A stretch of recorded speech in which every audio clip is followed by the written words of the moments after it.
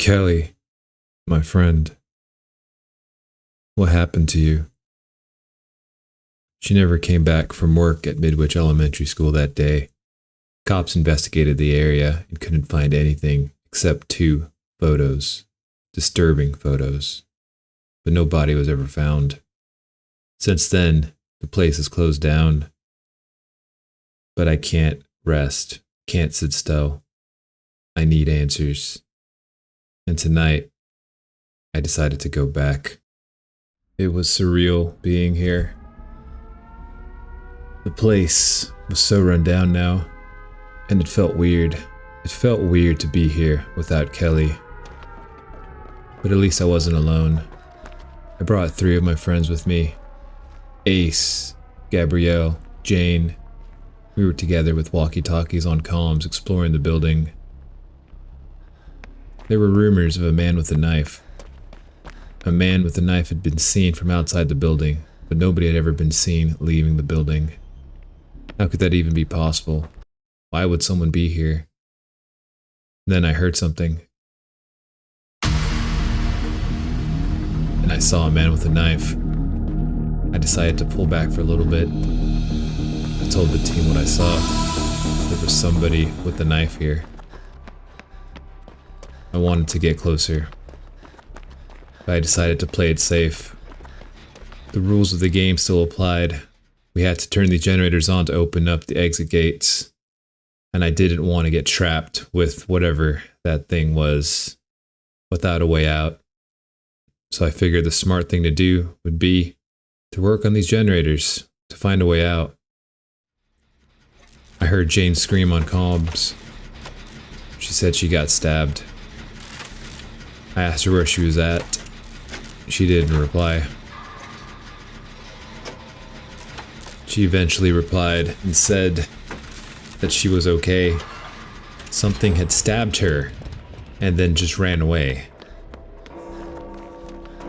It was a very bizarre thing to hear, but I was happy to know that she was at least okay. Me and Gabrielle finished a generator. I proceeded to explore the building some more.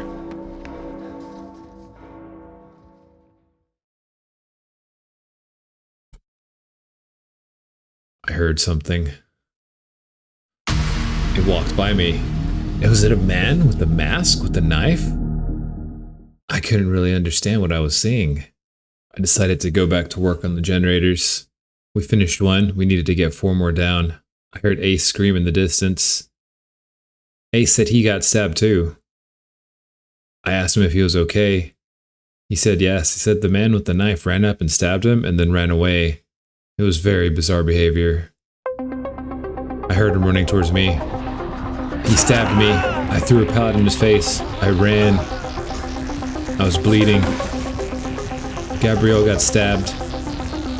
All of us were screaming and not understanding what had happened. Everybody on comms, everybody with the walkie-talkies, wondering what was this man doing. We all got stabbed, but luckily it was just a flesh wound. I retreated to a corner and decided to mend. Luckily, I brought some band-aids and supplies with me.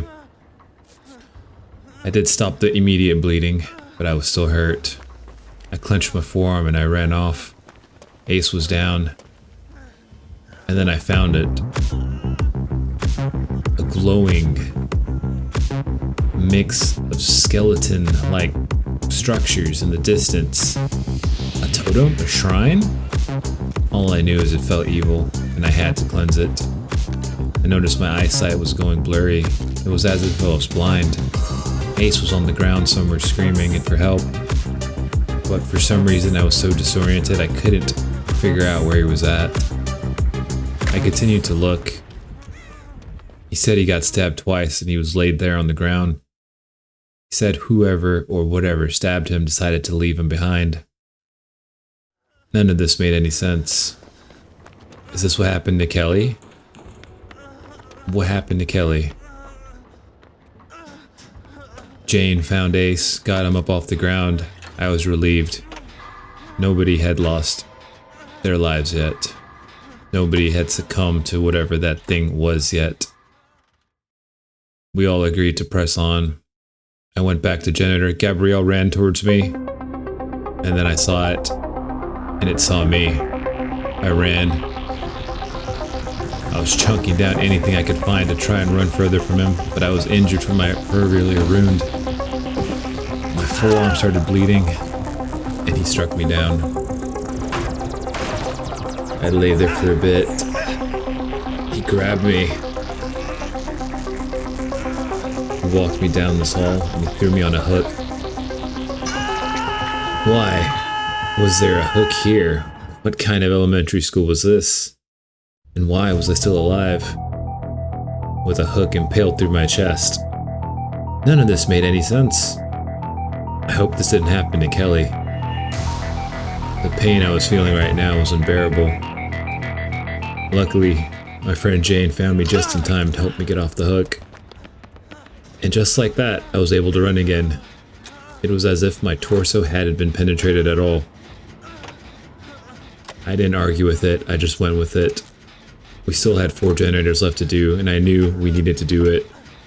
The more I bled, the more I realized how important it was to get these doors open. I did not want to die here. But I needed evidence, I needed a sign. I needed to know what happened. What was this place? And what was this thing? Was it a person? Was it a spirit? Whatever it was, it seemed to be leaving us alone for a little bit. We continued to work. I was working on a generator. Jane was working on a generator. I heard something in the distance. A man screaming, breathing hard, running towards me with a knife. He stabbed me again. This time he got me in my right rib cage. This wound hurt more than the last one. I could feel myself slowly getting weaker. I used my bandages, I mended. I went back to try to finish the generator. I have no idea what this spirit, this person, this thing was doing. Why did he come up and stab us? And why did he run away without finishing the job?